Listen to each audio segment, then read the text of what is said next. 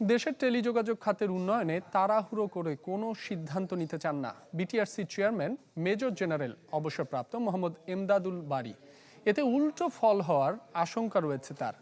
Telecom ও technology reporters network of Bangladesh TRNB আয়োজিত সভায় এসব কথা বলেন তিনি।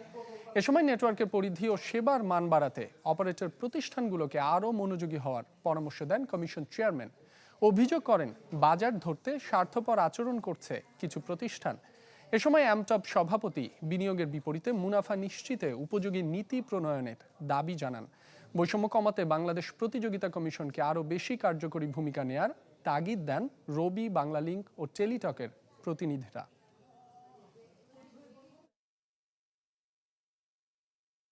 ইন্ডাস্ট্রিতে ভয়ানক, লেট মি রিপিট, ভয়ানক সেলফিশ আচরণ করছি।